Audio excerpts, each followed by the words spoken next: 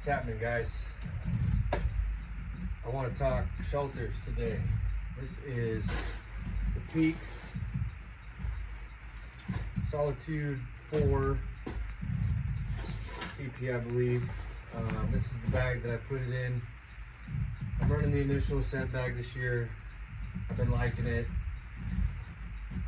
I've tried a few different setups. One way I like to keep my gear dry, keep my tent easily accessible, is this little cup bag. There's a little bit of a weight penalty versus the stuff sack, but the tent shoves in here nice, stakes go in there nice. It's all by itself. It clips right on the back of the bag. With the weight of the tipi, it's only like 3.5 pounds or close to 4 with the stakes. That doesn't really affect the way the pack rides, so I like to just keep it on the back easy. That means poles on the outside of the bag, tipi's right here.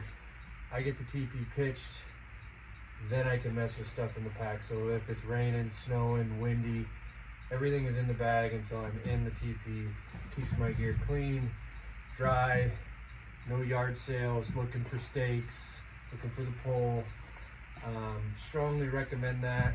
I know a lot of guys say nothing hanging off the back, the bottom, or the sides. I don't think 4 pounds is much to worry about, and it just makes accessing all of that much easier. Enough with that part. In front of me here is the Sil Nylon Peax tipi. I've ridden this, I don't get out a ton. I've had it for about a year. I ran it on an 8-day spring bear hunt, 7 days, whatever it was. Couple overnighters, pitched it in the backyard a bunch just to play with it. Ordered the half nest, been messing around with that. I'm going on a mountain goat hunt next month here in a couple weeks, and there's gonna be some bugs, so I'm gonna run that setup. It's a little heavier than I want, but the guys that I'm going with are running the single man with a bug nest shelters, and they're about the same weight, and their available room is a third of what I'm gonna have. So I like a lot of space. I'm a big guy, I got a lot of gear. I like taking care of my stuff, and I like being able to get out of the weather. Anyway, as you can see, first night of spring bear, center pole busted. We were in some crazy amount of wind. My buddy said 80. I'd say at least 60. Center pole busted right through the side of the tipi during a windstorm. We were holding the sides down for about a half hour. Didn't get any cool video of that because we were just trying to keep our rain gear and stuff from flying off the mountain. Got the center pole tape back together, put it back up. Realized there was a hole above my buddy's face in the tent. Luckily, I had some tenacious tape right there. Hopped up, cut a piece, slapped it on the outside. Didn't dry the material. It was like 2 in the morning. It was still pretty windy. I slapped this on there. Still on there, not coming off. Probably pitched it 13, 14 times since then.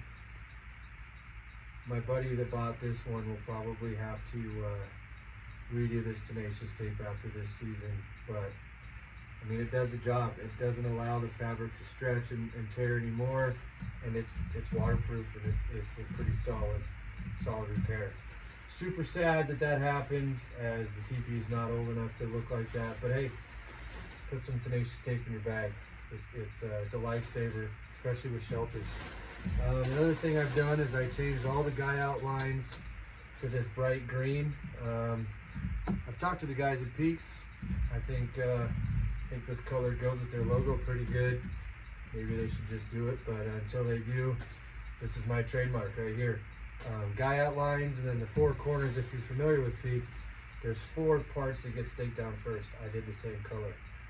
When I got my tent, I pitched it with a buddy on an overnighter just to try it out, and before the sun went down, I was tripping over the black lines all over because you can't see them. It's reflective, but that only works when your headlamp's on. You're not going to be wearing your headlamp when it's 2 o'clock in the afternoon. So I came home, got a hold of the guys at Peax. Shout out to Corey Pearsall, I believe is how you say it. He's been working with me. He sent me a link to some cordage that was pretty darn close to what they run, so it would work with all their tensioners. Like I said, I changed them all out. I love it. I don't miss them anymore. No more tripping, no more worrying I'm going to tear my tent down, being an idiot wandering around it.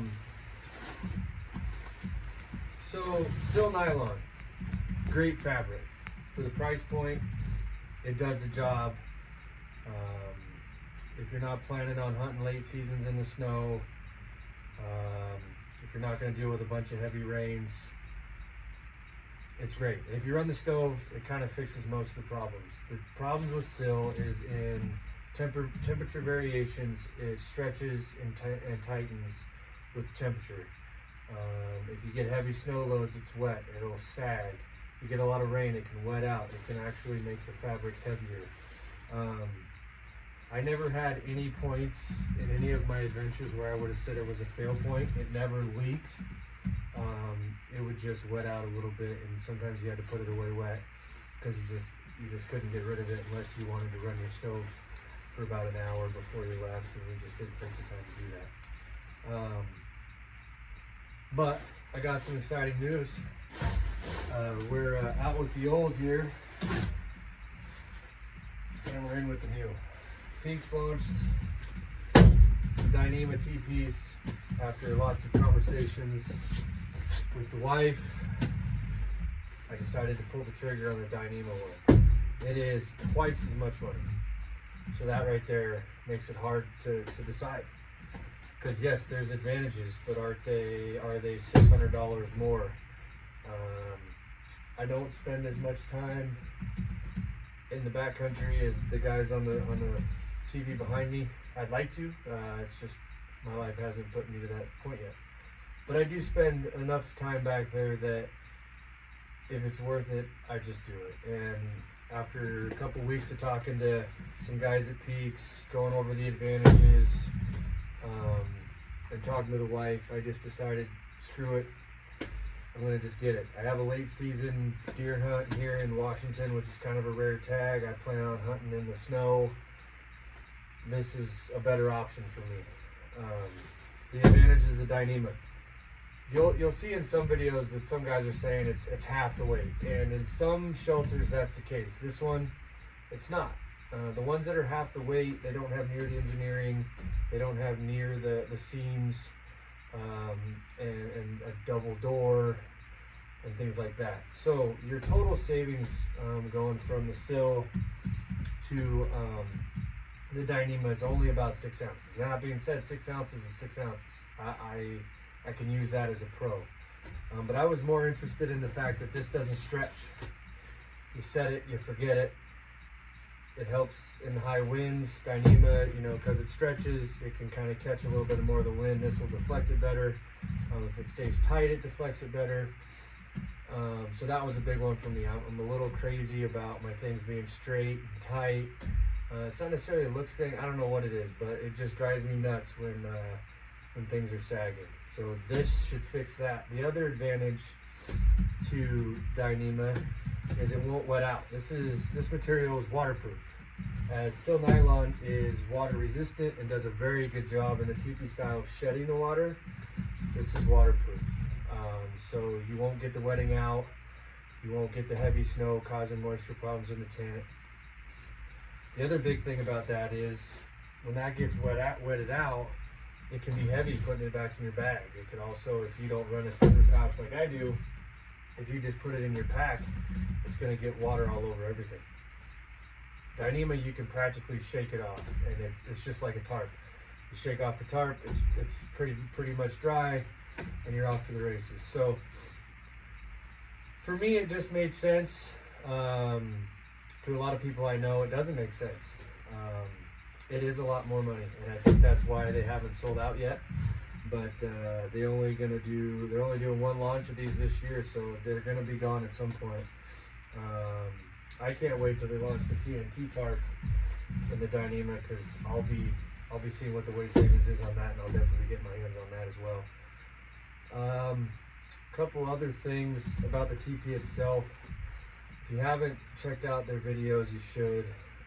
The guys over at Peax, they care about the little things, and the little details in the backcountry can be the difference between loving your hunt and just surviving. And their whole thing is thrive on the mountain, and I believe that they have found the details that matter in every piece they've launched. And I use them all. I've got all their stuff. I keep trying to find an issue. I was really skeptical of their new stove. Not anymore. I had a similar tipi that was good enough. I didn't know that theirs would be that much better. I got my hands on theirs, and my other one was down the road that same day. The little details matter to them, and the little details are what set you apart in the backcountry, and what can make you stay longer and get it done. So check it out, guys. Whether you buy the steel nylon or the Dyneema, I think you'll be happy with this tipi, and it's definitely worth looking at. Good luck out there, guys.